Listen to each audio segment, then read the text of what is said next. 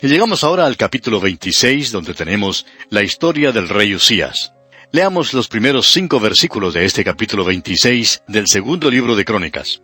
Entonces todo el pueblo de Judá tomó a Usías, el cual tenía 16 años de edad, y lo pusieron por rey en lugar de Amasías su padre.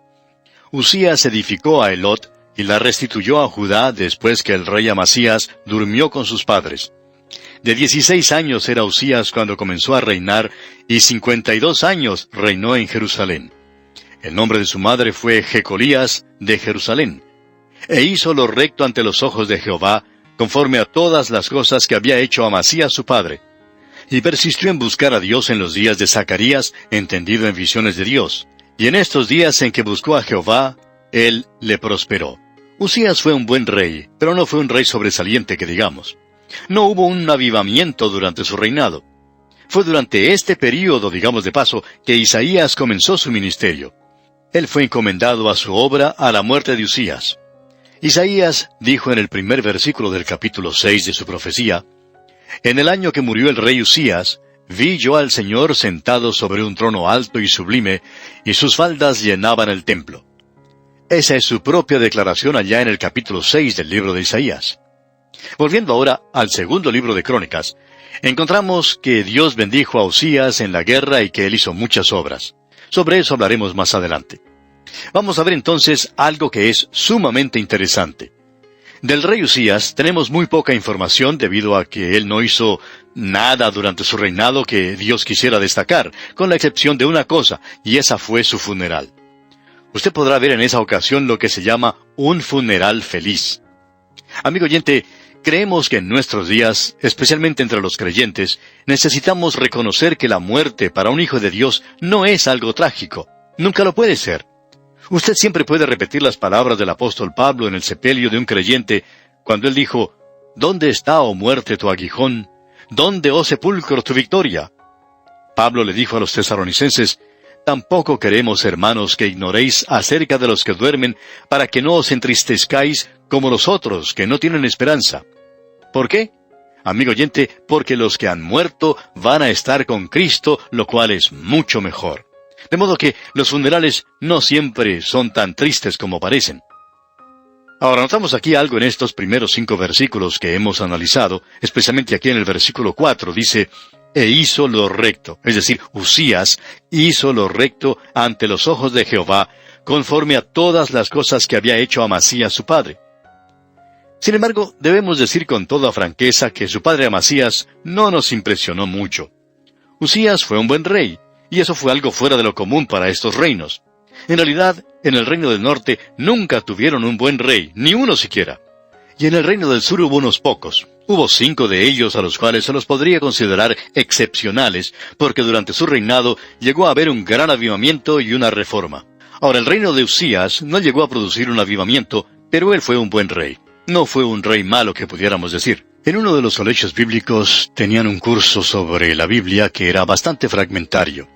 Y una de las preguntas que siempre se hacía a los alumnos desde tiempo inmemorial, desde el mismo comienzo del colegio, era la de nombrar a los reyes de Israel y de Judá, y describir en forma breve el reinado de cada uno. Algunos de los estudiantes del primer curso habían descubierto que si escribían mal rey, después del nombre que había sido un mal rey, entonces podían sacar por lo menos un 95% del examen correcto. Y quien no querría, especialmente al comienzo de los estudios, sacar un 95%. De modo que lo que los alumnos hacían era memorizar los nombres de los reyes, y luego indicar después del nombre de cada uno de ellos que era un mal rey, mal rey, mal rey, y la mayoría estaría en lo correcto. Ahora no estaría equivocado si escribiera que Usías fue un mal rey, porque él en realidad fue un buen rey. No hizo nada excepcional que digamos, pero fue un buen rey. Él hizo varias cosas aquí que fueron bastante interesantes y hacia las cuales queremos dirigir su atención por unos momentos. Leamos el versículo 6 de este capítulo 26. Y salió y peleó contra los filisteos, y rompió el muro de Gat, y el muro de Jabnia, y el muro de Asdod, y edificó ciudades en Asdod, y en la tierra de los filisteos. Debemos recordar que Gat era uno de los lugares más fuertes que tenían los filisteos. Si uno visita la ciudad de Asdod en el día de hoy, podrá notar que es una ciudad muy progresista. En la actualidad sus habitantes han construido un puerto. Existe otro puerto en la costa, pero está algo alejado, y no había ninguno de ellos en esa ciudad. En la antigüedad, los barcos llegaban a la ciudad de Cesarea, pero nunca podían entrar hasta Asdod. Ahora, como ya hemos dicho, se ha construido un hermoso puerto en ese lugar. Es un puerto hecho por la mano del hombre y está recibiendo en la actualidad, creemos que la mayoría de la mercancía que está siendo enviada a esa zona y más que en ningún otro lugar de Israel. También es el lugar donde llegan los terminales de las refinerías de petróleo que están por el Mar Rojo. Luego el petróleo se envía a bordo de buques tanques y se lo lleva a otros lugares. En ese lugar, pues, están edificando por todas partes. Este es, pues, el lugar que tomó bajo su control el rey Usías. Él venció no solo a los filisteos, porque ese era el país de los filisteos, sino que también conquistó a otros. Leamos ahora los versículos 8 hasta el 10 de este capítulo 26 del segundo libro de Crónicas. Y dieron los amonitas presentes a Usías, y se divulgó su fama hasta la frontera de Egipto, porque se había hecho altamente poderoso. Edificó también Usías torres en Jerusalén, junto a la puerta del ángulo, y junto a la puerta del valle, y junto a las esquinas, y las fortificó. Asimismo edificó torres en el desierto, y abrió muchas cisternas, porque tuvo muchos ganados, así en la Cefela como en las Vegas, y viñas y labranzas, así en los montes como en los llanos fértiles, porque era amigo de la agricultura. Este hombre Usías era en realidad un gobernante muy destacado. Era un hombre que tenía un corazón de agricultor y también era ganadero. Esa zona, desde Asdod hasta Ascalón y hasta Gat, llegando hasta Beerseba, está formada por lugares de muy buenos pastos. Es en el día de hoy un lugar muy bueno para la cría de ganado y de ovejas, y eso fue lo que él hizo. Luego, yendo hacia Carmel, uno llega al valle de Esdraelón, y esa es una zona muy fértil. Allí se puede cosechar muy buenas uvas. Y él también hizo eso. Se nos dice aquí que era amigo de la agricultura, y a él le encantaba hacer esta clase de trabajo. Veamos ahora los versículos 11 y 12. Tuvo también Usías un ejército de guerreros, los cuales salían a la guerra en divisiones, de acuerdo con la lista hecha por mano de Jehiel escriba, y de Maasías gobernador, y de Ananías uno de los jefes del rey. Todo el número de los jefes de familia, valientes y esforzados, era 2,600. Él era también un gran general, un hombre que tenía un don, si así se le puede llamar, para la guerra. Y vemos entonces en el versículo 13, y bajo la mano de estos estaba el ejército de guerra, de 307,500 guerreros poderosos y fuertes para ayudar al rey contra los enemigos. Este hombre tenía mucho éxito como general. Y continuamos con el versículo 14, y Usías preparó para todo el ejército escudos, lanzas, yelmos, coseletes, arcos y hondas para tirar piedras. Notemos ahora, en la antigüedad, en las guerras de entonces, había cierta clase de artefactos por medio de los cuales se podía lanzar rocas. Ellos también podían poner allí un arco y lanzar flechas sin tener que utilizar la fuerza de un hombre. Ellos podían construir un arco muy grande y lanzar flechas a distancias bastante grandes. ¿Y quién fue el que comenzó todo eso? Bueno, veamos aquí el versículo 15. E hizo en Jerusalén máquinas inventadas por ingenieros para que estuviesen en las torres y en los baluartes para arrojar saetas y grandes piedras. Y su fama se extendió lejos porque fue ayudado maravillosamente hasta hacerse poderoso. Ahora este hombre Usías era responsable por esta clase de artefactos y de los nuevos métodos de guerra. Luego notamos que él hace algo que no le corresponde. ¿Ha notado usted, amigo oyente, que todos estos reyes, aun los buenos, siempre tienen algún pequeño problema? Tienen un talón de Aquiles, por decirlo así. Siempre hay alguna debilidad. Y ese es el hombre en el día de hoy. No nos interesa saber qué clase de hombre es. Tiene una debilidad. Ahora notemos lo que él hizo aquí. Leamos el versículo 16 en su primera parte. Mas cuando ya era fuerte, su corazón se enalteció para su ruina. A veces, amigo oyente, el éxito es lo peor que le puede suceder a una persona porque nos enorgullecemos demasiado. Y notemos lo que hizo aquí Usías en la segunda parte del versículo 16. Porque se rebeló contra Jehová su Dios, entrando en el templo de Jehová para quemar incienso en el altar del incienso. Ahora alguien quizá diga, ¿no está bien hecho eso? Pues no, amigo oyente, estaba muy mal hecho por parte de él. ¿Por qué? Bueno, leamos los versículos 17 y 18. Y entró tras él el sacerdote Azarías, y con él 80 sacerdotes de Jehová, varones valientes. Y se pusieron contra el rey Usías y le dijeron, No te corresponde a ti, oh Usías, el quemar incienso a Jehová, sino a los sacerdotes hijos de Aarón, que son consagrados para quemarlo. Sal del santuario porque has prevaricado, y no te será para gloria delante de Jehová Dios. En otras palabras, el sacerdote podía resistir al rey, ya que el rey estaba usurpando la función del sacerdote y haciendo lo que estaba estrictamente prohibido, con excepción de los hijos de Aarón.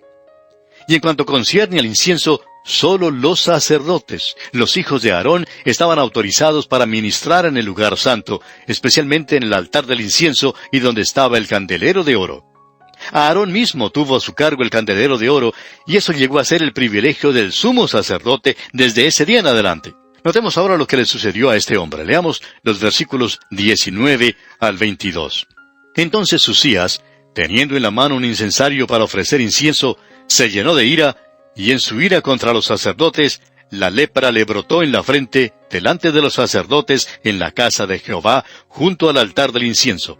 Y le miró el sumo sacerdote Azarías, y todos los sacerdotes, y he aquí la lepra estaba en su frente. Y le hicieron salir apresuradamente de aquel lugar, y él también se dio prisa a salir, porque Jehová lo había herido. Así el rey Usías fue leproso hasta el día de su muerte, y habitó leproso en una casa apartada, por lo cual fue excluido de la casa de Jehová. Y Jotam su hijo tuvo cargo de la casa real, gobernando al pueblo de la tierra. Los demás hechos de Usías, primeros y postreros, fueron escritos por el profeta Isaías, hijo de Amós. De paso podemos decir que cuando lleguemos al libro de Isaías, en sus profecías él cubre este mismo terreno, y veremos que él comenzó su ministerio durante el reinado de Usías, o dicho mejor, a la muerte de Usías. Avancemos un poco más ahora con el versículo 23 de este capítulo 26 del segundo libro de Crónicas. Y durmió Usías con sus padres, y lo sepultaron con sus padres en el campo de los sepulcros reales, porque dijeron, leproso es. Y reinó Jotam su hijo en su lugar. Ahora observemos de cerca a este hombre y su funeral. Se puede decir que fue un funeral feliz. En realidad, la muerte, como dijimos antes, para un creyente, no tiene que producir ningún temor. El creyente puede decir, ¿dónde está, oh muerte, tu aguijón? Recuerde usted lo que el apóstol Pablo le dijo a los tesalonicenses. Les dijo el apóstol, tampoco queremos, hermanos, que ignoréis acerca de los que duermen, para que no os entristezcáis como los otros que no tienen esperanza. Y como dijimos anteriormente, los funerales para los creyentes no son siempre tan tristes como parecen serlo. Pero vamos a dejar la observación de este funeral para nuestro próximo programa, amigo oyente, porque nuestro tiempo ya ha concluido. Así es que le invitamos a sintonizarnos, Dios mediante, en la continuación de este estudio bíblico. Hasta entonces, pues, que la presencia del Señor sea una hermosa realidad en su vida, es nuestra ferviente oración. Continuando con nuestro estudio en el segundo libro de Crónicas, en nuestro programa anterior estábamos observando, o comenzando, decimos mejor, a observar, el funeral del rey Usías. Y se puede decir que fue un funeral feliz. En realidad, como habíamos dicho, la muerte para un creyente no debe producir ningún temor. El creyente puede decir, ¿dónde está, oh muerte, tu aguijón? Recuerde lo que el apóstol Pablo le dijo a los tesalonicenses. Él dijo, tampoco queremos, hermanos, que ignoréis acerca de los que duermen, para que no os entristezcáis como los otros, que no tienen esperanza. Y como dijimos en nuestro programa anterior, los funerales no son siempre tan tristes como parecen serlo. Ahora, nunca damos rienda suelta a sentimientos baratos, y no nos dedicamos a contar historias de muertos, como usted ya sabe. Pero debido a nuestro ministerio, nos hemos dado cuenta que la muerte no siempre es una tragedia en un hogar. Un pastor cuenta la experiencia que él tuvo cuando era muy joven y había tenido que ir a un cierto velorio. Luego del velorio, todos salieron camino al cementerio, y este joven pastor había notado que el nuevo viudo no mostraba ninguna clase de emoción. Luego de haberse sepultado el cadáver en el cementerio, regresaba el viudo, el pastor y un amigo anciano hacia el hogar. Nadie dijo ni una palabra por mucho tiempo durante el viaje de regreso. Y el pastor entonces se preguntaba a sí mismo, ¿por qué este amigo anciano no le decía ninguna palabra al nuevo viudo? Finalmente, el hombre que había perdido a su esposa no se pudo contener más y volviéndose hacia el anciano le dijo, «Doctor, yo sé que usted me entiende, pero yo le agradezco a Dios haber podido sepultar a esa mujer». El joven pastor se llevó la sorpresa de su vida al escuchar tales palabras. Nunca había sido sacudido de esa manera antes. Y el anciano le respondió al viudo, «Pues yo le entiendo perfectamente». Y eso fue todo, nadie dijo nada más. Más tarde el anciano le dijo al pastor, «Sabe, usted no puede comprender las cosas que ese hombre ha pasado en su vida. Esa mujer era terrible y le hizo una vida miserable. No había amor entre ellos. Eso se había acabado hace mucho tiempo». Así que aprendí, dice el joven pastor, que el funeral a veces puede ser ocasión de gozo y no siempre una cosa triste. Ahora, el funeral de Usías no fue triste. ¿Por qué? Bueno, él era un leproso. Él había sido un buen rey y Dios había anotado su pecado. Él se había inmiscuido en las funciones del sacerdote y esa era la mancha negra de su vida. Esa fue la naturaleza de su pecado, el engreimiento, la soberbia. En el día de hoy, amigo oyente, hay personas que están pecando yendo a la iglesia, presumiendo debido a su engreimiento. Están tratando de llegar a Dios por medio de los caminos del hombre en lugar de hacerlo por el camino de Dios. Dios le dijo a su pueblo, «Ustedes deben venir por mi camino». Y el Señor Jesucristo dijo, «Yo soy el camino, la verdad y la vida. Nadie viene al Padre sino por mí». Ahora el rey trató de entrar en su propio camino y fue convertido entonces en un leproso. Y esa es una enfermedad terrible. Es terrible física y psicológicamente. Es una tremenda enfermedad de cualquier manera que uno la vea. Y provoca mucho sufrimiento al enfermo. De modo que la muerte para él fue algo agradable en realidad. Y él pertenecía a Dios, aun cuando había pecado. Él había sido juzgado por ello. Recuerde lo que dijo el apóstol Pablo a los creyentes. Si pues nos examinásemos a nosotros mismos, no seríamos juzgados. El rey fue al paraíso ese mismo día. Ahora hay una gran cantidad de creyentes que nos están escuchando en el día de hoy, que están sin esperanza y sin esperanza en un cuerpo débil, enfermizo. Uno de estos días, ellos podrán ser librados de esos cuerpos, y qué cosa más gloriosa será la de salir de esos cuerpos para estar en la presencia misma del Rey. Eso será algo maravilloso, amigo oyente. No hay nada de penas ni dolor en cosas como esas. Y esa fue la muerte que tuvo este rey Usías. Y no creemos que Jotam, su hijo, haya llorado en ese entierro. De seguro que él amaba a su padre, pero él sabía que éste había sido salvo. El ir para estar con Cristo es mucho mejor, amigo oyente. Bueno, leamos ahora lo que dicen los primeros 2 versículos de este capítulo 27 del segundo libro de Crónicas. De 25 años era Jotam cuando comenzó a reinar, y 16 años reinó en Jerusalén. El nombre de su madre fue Jerusa, hija de Sadoc. E hizo lo recto ante los ojos de Jehová, conforme a todas las cosas que había hecho Usías su padre, salvo que no entró en el santuario de Jehová. Pero el pueblo continuaba corrompiéndose. Tenemos algo de este hombre que es muy interesante. Él fue un buen rey. Ya hemos tenido 3 reyes consecutivos que fueron buenos, y esto es algo un poco fuera de lo común. Este rey no fue al templo. Ahora tenemos algo de información en cuanto a esto. Su padre había ido al templo y fue convertido en un leproso. Pero él había ido por el camino equivocado. Este joven Jotam hizo lo correcto ante los ojos del Señor. Él guardó su distancia del templo. Uno no puede menos que simpatizar con él. Pero él había dado un mal ejemplo a la nación y como resultado dice aquí, el pueblo continuaba corrompiéndose. Ellos no se volvieron a Dios, no acudieron a Dios. Y aquí tenemos a un hombre con una tremenda oportunidad para guiar al pueblo de regreso a Dios. Pero él tenía un problema. Su padre había sido hecho un leproso en el templo, y entonces él no quería entrar al templo. Hay muchas personas en el día de hoy que hacen cosas como esas. Se apartan de la casa de Dios por prejuicios. Hay un gran número de personas que se ha apartado de las reuniones en la casa de Dios por causa del prejuicio, algo que pasó hace muchos años o algo que le sucedió a alguna persona amada. Este joven rey Jotam, pues, hizo algunas cosas que debemos señalar. Leamos los versículos 3 y 4 de este capítulo 27 del segundo libro de Crónicas. Edificó él la puerta mayor de la casa de Jehová, y sobre el muro de la fortaleza edificó mucho.